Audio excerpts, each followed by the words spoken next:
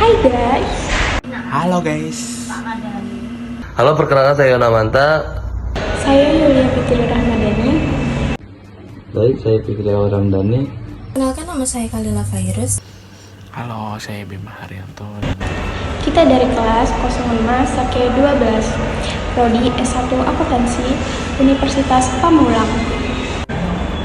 Oke, di video ini kita akan membahas tentang mengenai akuntansi manajemen. Ini akan menjelaskan yang artinya pengertian akuntansi manajemen. Di sini menurut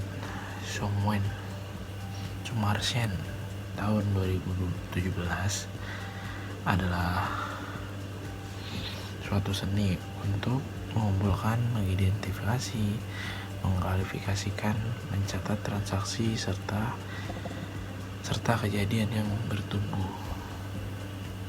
berhubungan dengan keuangan, sehingga menghasilkan informasi keuangan atau suatu laporan keuangan yang dapat digunakan oleh pihak-pihak kepentingan. Terus yang kedua ada menurut Stonder tahun 82, manajemen adalah proses perencanaan, perorganisasian, pengarahan, dan pengawasan usaha-usaha para anggota organisasi dan pengguna sumber daya organisasi lainnya agar mencapai tujuan organisasi yang telah ditetapkan. Yang ketiga ada Bedrick Singer tahun 2010, akuntansi manajemen adalah proses identifikasi, pengukuran, mengakumulasi, menyiapkan, dan menganalisis dan menginterpretasikan serta mengkomunikasikan kejadian ekonomi yang digunakan oleh manajemen untuk melakukan perencanaan, pengambilan keputusan, dan penilaian kinerja dalam organisasi.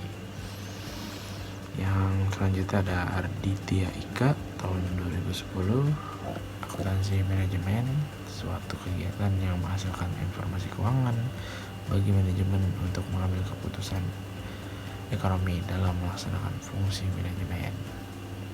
Yang terakhir ada Supriyano. Menurut Supriyano ini akuntansi manajemen salah satunya bidang akuntansi yang bertujuan utama untuk menyajikan laporan sesuatu usaha atau organisasi tertentu untuk kepentingan pihak internal dalam melaksanakan proses manajemen yang meliputi perencanaan, pembuatan keputusan, perorganisasian, dan pengarahan serta pengendalian. Selanjutnya ada akuntansi manajemen dan keuangan. Kedua jenis ini memiliki persamaan. Yang pertama ada menyediakan informasi, yang kedua ada menggunakan metode akuntansi yang lazim, yang ketiga ada pengolahan data yang sama.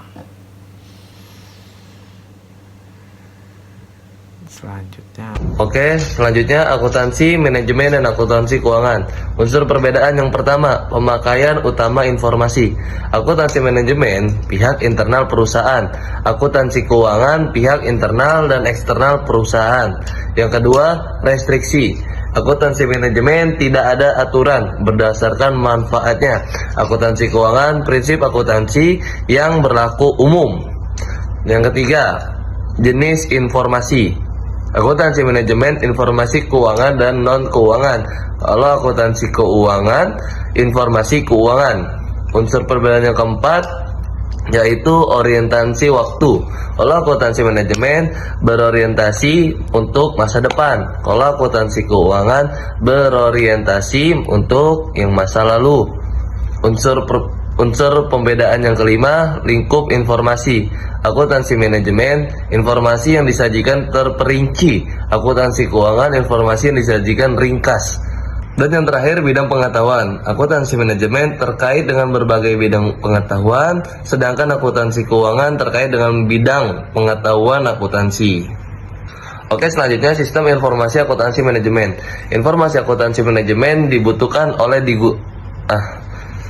Oke, selanjutnya sistem informasi akuntansi manajemen. Informasi akuntansi manajemen dibutuhkan dan digunakan dalam semua lingkup manajemen. Informasi akuntansi manajemen membantu para manajer menjalankan perannya dalam melakukan aktivitas perencanaan, pengendalian, dan pengambilan keputusan. Manajemen dan karyawan menggunakan informasi akuntansi manajemen untuk mengidentifikasi, menyelesaikan masalah, serta mengevaluasi kinerja.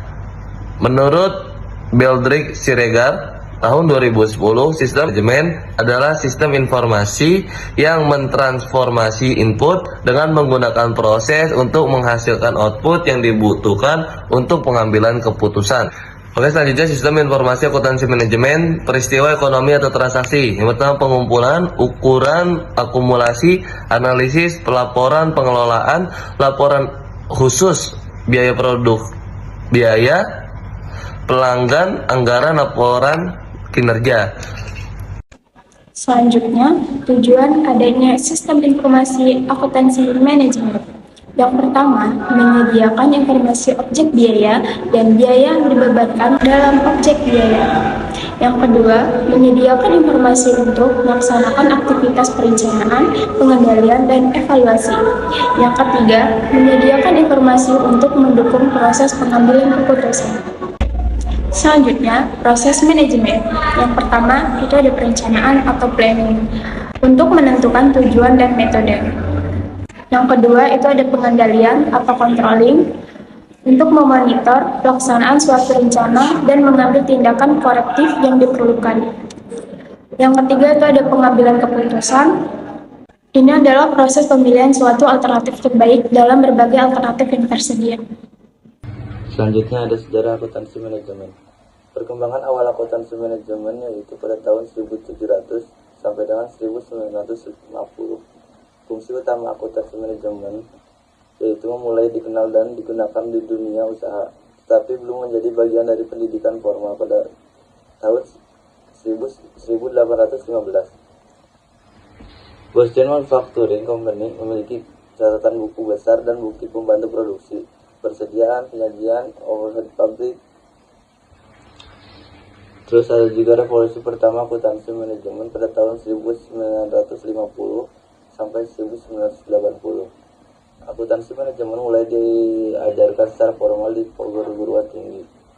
Muncul istilah direct costing pada tahun 1950. Ada juga revolusi kedua akuntansi manajemen yaitu pada tahun 1980 sampai 1990. Pada periode ini muncul ABC, Active Base of Costing, dan ABM, Active Base Management. Terus ada tren yang mempengaruhi akuntansi manajemen. 1. Orientasi pelanggan. 2. Perspektivitas fungsi. 3. Kompetisi global. 4. Manajemen kualitas total. 5. Sebagai elemen kompetitif. 6. Kemajuan teknologi informasi.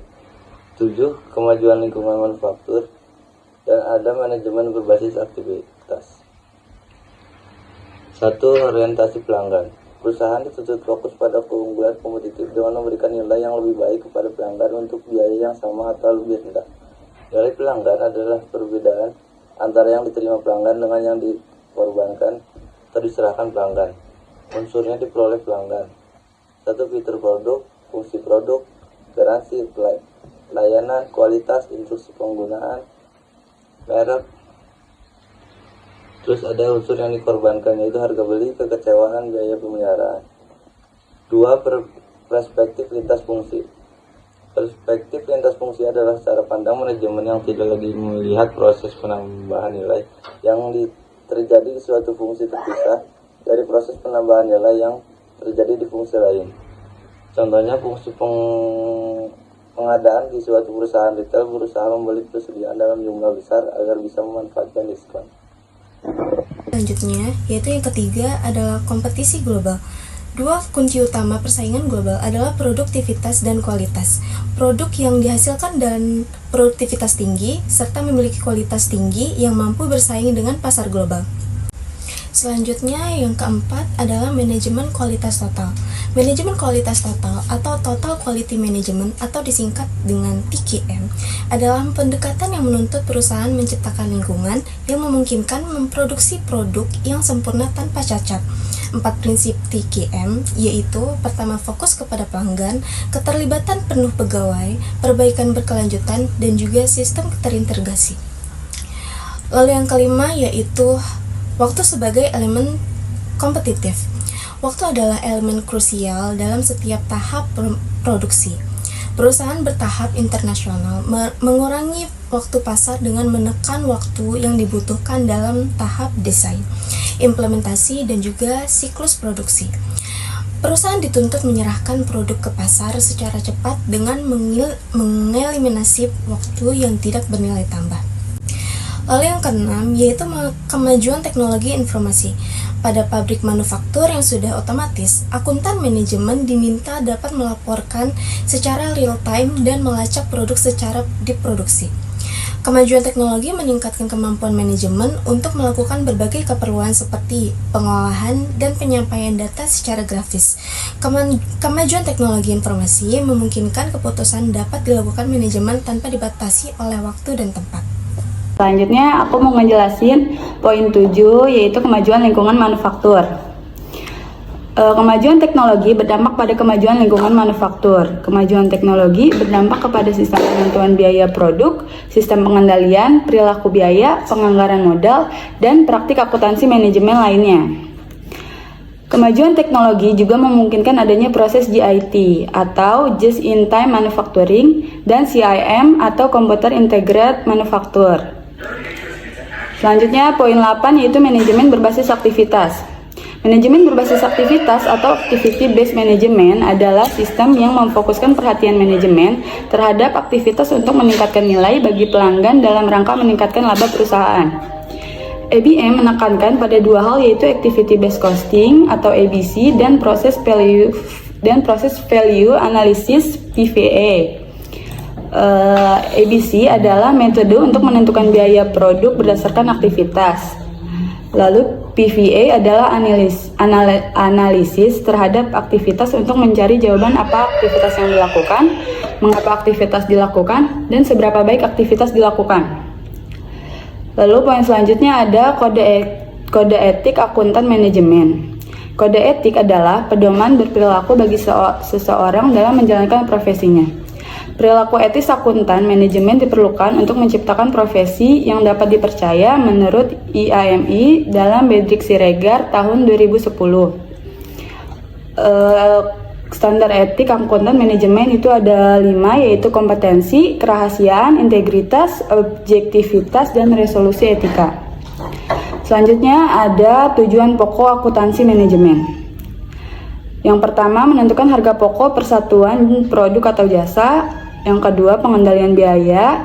Dan yang terakhir ada penyediaan data biaya bagi pengambilan keputusan, perumusan kebijaksanaan, dan perencanaan jangka panjang. Kemudian kesimpulan dari pertemuan kali ini yaitu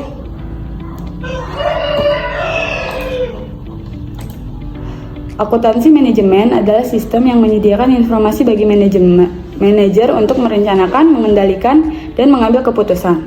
Informasi internalnya dan digunakan untuk menghitung biaya, mengelola kinerja, serta membantu keputusan bisnis. Perkembangannya dipengaruhi teknologi, persaingan global, dan kebutuhan efisiensi. Tujuan utamanya untuk menentukan harga pokok, mengendalikan biaya, dan mendukung keputusan manajemen. Sekian dari kelompok kami, kurang lebihnya mohon maaf. Assalamualaikum warahmatullahi wabarakatuh. Thank you for watching. Bye.